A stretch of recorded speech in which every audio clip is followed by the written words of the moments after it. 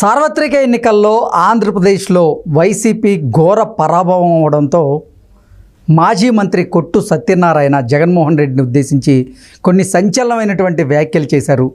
జగన్మోహన్ రెడ్డి ప్రజాప్రతినిధులకి అలాగే వైసీపీ నేతలకి సముచితమైనటువంటి స్థానాన్ని ఇవ్వలేదని, నేతలను పట్టించుకోకుండా ఐపాక్ టీంను మాత్రమే జగన్మోహన్ రెడ్డి పండించుకున్నారు, అందుకే వైసీపీ ఘోర పరాభవాన్ని చవిచూడాల్సి వచ్చింది అంటూ కొట్టు సత్యనారాయణ గారు సంచలనమైనటువంటి వ్యాఖ్యలు చేసినటువంటి నేపథ్యంలో మనం ఈ అంశం మీద విశ్లేషణ చేసుకునేటువంటి ప్రయత్నం చేద్దాం. ప్రస్తుతం మనతో పాటు ఉన్నారు తెలుగుదేశం పార్టీ అధికార ప్రతినిధి సూర్యదేవ లత గారు. లత గారితో మాట్లాడదాం. లత గారు నమస్తే అండి. నమస్తే. మాజీ మంత్రి కొట్టు సత్యనారాయణ గారు జగన్మోహన్ రెడ్డిని ఉద్దేశించి కొన్ని సంచలనమైనటువంటి వ్యాఖ్యలు అయితే చేశారు. జగన్మోహన్ రెడ్డి ప్రజాప్రతినిధుల్ని అలాగే వైసీపీ నేతలను పట్టించుకోలేదు, వారికి సముచితమైనటువంటి స్థానం ఇవ్వలేదు, కేవలం ఐపాక్ టీం మాటలే విన్నాడు అంటూ కొన్ని వ్యాఖ్యలు చేయడం జరిగింది. ఏంటి దీని మీద మీ విశ్లేషణ? జగన్మోహన్ రెడ్డి ఐపాక్ టీం పెట్టుకోవటం కూడా గతంలో ఒకసారి గెలిచాడు కదా, సో అందుకోసం దాన్ని కంటిన్యూ చేద్దామని పెట్టుకోవడం జరిగింది. కానీ వాళ్ళు ఇచ్చిన రిపోర్ట్స్ ఎక్కడ ఆయన ఆచరించింది లేదు కదా. సో గెలవం అనేది వాళ్ళు ముందే చెప్పడం జరిగింది, కానీ దాన్ని కంటిన్యూ చేశాడు ఆయన. Only I-PAC team. సో ఆయన వెళ్తుంటే హెలికాప్టర్లో ప్రయాణించటం, ఆయన పరదాలు కట్టుకొని వెళ్ళటం, సో ఆయన్ని కలిసేదానికి ఎమ్మెల్యేలకు కూడా అవకాశం లేకపోవటం. ఎగ్జాక్ట్లీ.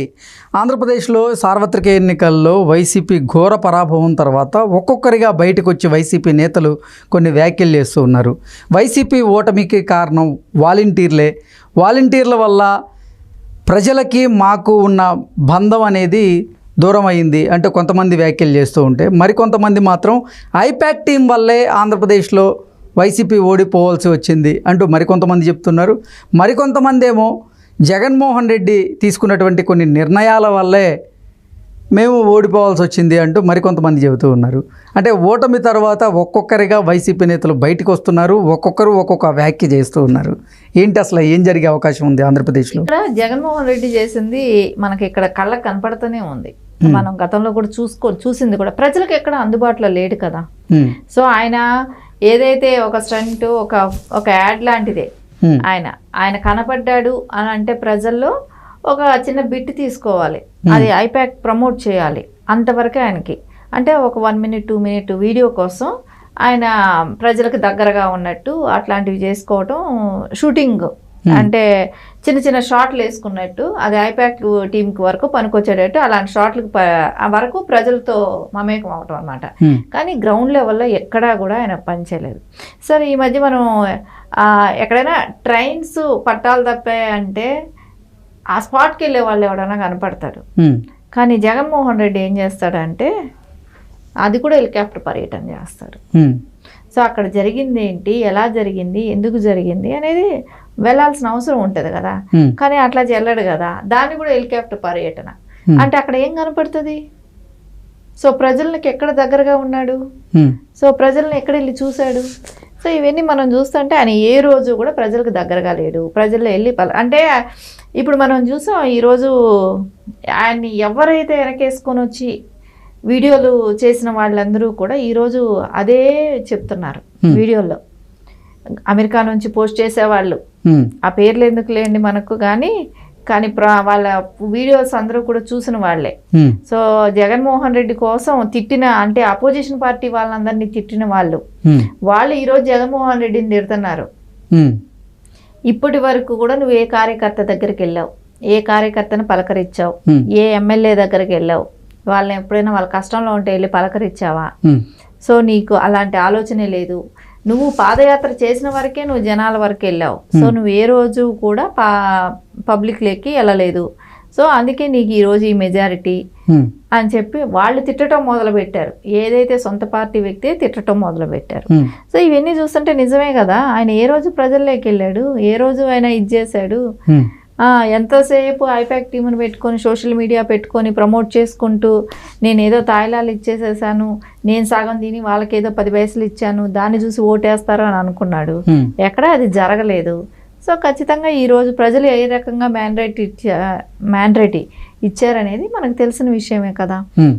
ఇవన్నీ చూస్తుంటే జగన్మోహన్ రెడ్డి చేసింది ప్రజలకి ఎంత దగ్గరగా ఉన్నాడు అనే దానిలో చూస్తే ఐపాక్ టీంతో దగ్గరగా ఉన్నాడు, ప్రజలకి దూరంగా ఉన్నాడనే కనపడుతుంది మనకు. ఏంటి నాయకుల్లో అంటే వైసీపీ నాయకుల్లో ముఖ్యంగా ఈ 5 సంవత్సరాలుగా వాళ్ళు దాచుకున్నటువంటి భావోద్వేగాలు ఏవైతే ఉన్నాయో ఇప్పుడు వైసీపీ ఓడిపోయిన తర్వాత ఒక్కొక్కటిగా బయటకు వస్తున్నాయి. జకంపూడి రాజా గారు అసలు జగన్మోహన్ రెడ్డి కోటరీ వల్లే వైసీపీ ఓడిపోవాల్సి వచ్చిందంటూ ఆయన చెప్తూ ఉన్నాడు. అసలు సొంత పార్టీ ఎమ్మెల్యేలే ఆయన్ని కలిసేందుకు ఆయన దగ్గర ఉన్నటువంటి కొంతమంది అధికారులు కలవనిచ్చేటువంటి పరిస్థితి లేదు అప్పుడు వారి వల్ల, అలాగే ఆయన పక్కన ఉన్నటువంటి కోటరీ వల్లే వైసీపీ ఓడిపోయింది అంటూ ఆయన చెప్తూ ఉంటే మరికొంతమంది మాత్రం లేదు ఐపాక్ టీం వల్ల జగన్మోహన్ రెడ్డి ఓడిపోయిందని, మరికొంతమంది ఏమో అసలు జగన్మోహన్ రెడ్డి ఎవరూ తీసుకునేటువంటి నిర్ణయాలు తీసుకున్నారు, ఆ నిర్ణయాల వల్లే ప్రజలు వైసీపీకి ఓటు వేయలేదు, వైసీపీని తిరస్కరించారు అంటూ మరికొంతమంది చెప్తున్నారు. ఇలా ఒక్కొక్కరిగా రోజు రోజుకి వైసీపీలో అసంతృప్తులు బయటకు వస్తూ ఉన్నారు.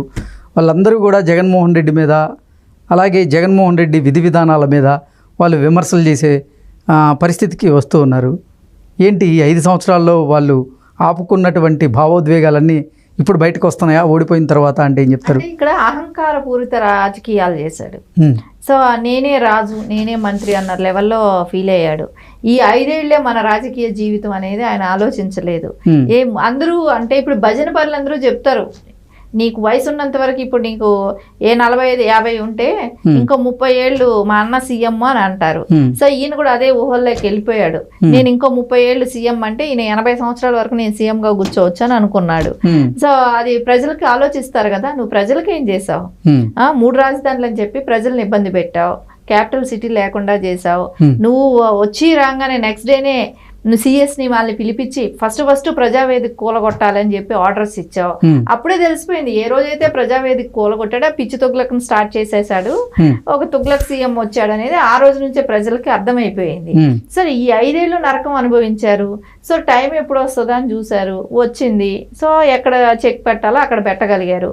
సో ఇప్పుడు మంత్రులు ఎంత కూడా భజన చేసిన వాళ్లే కదా ఆ టైంలో. 30 ఏళ్ళు సీఎం అని చెప్పి చెప్పుకున్నంత మాత్రానే అయిపోతారా? అది ప్రజల్లో ఉండాలి కదా. ఎగ్జాక్ట్లీ ప్రజల్లో లేదది. సో ప్రజలైతే ఏం కోరుకున్నారు? అభివృద్ధి కోరుకున్నారు. అభివృద్ధి శూన్యంగా కనపడుతుంది అక్కడ. ఓన్లీ అంటే డబ్బాలు కొట్టే వాళ్ళు ఐపాక్ టీం లాంటి వాళ్ళు ఉంటే చాలు. సో అట్లాంటి వాళ్ళని పెట్టుకొని 4 వీడియోలు వేసుకొని సోషల్ మీడియాకి సజ్జల కొడుకు లాంటి వాళ్ళకి ఇచ్చుకొని భజన చేయించుకుంటా ఉంటే మనం గెలిచిపోతాం. రోజుకు ఒక కొత్త రకమైన వీడియో గులకరాయి పెట్టుకుందామా, లేకుంటే భారతిరెడ్డి గారితో టాటా విషెస్ చెప్పించుకుందామా, ఇట్లాంటి జిమిక్కులు చేస్తే ఓట్లు పడతాయి అని అనుకోవటం. సో ఆయనకి అదే మెయిన్ వైఫల్యం ఇక్కడ కనపడేది. ఈ వైఫల్యాలన్నీ ప్రజలు నిశ్చితంగా గమనించారు. సో దాని మూలనే వచ్చిన రిజల్ట్స్ ఈ రోజు. Okay madam, thank you so much. Thank you.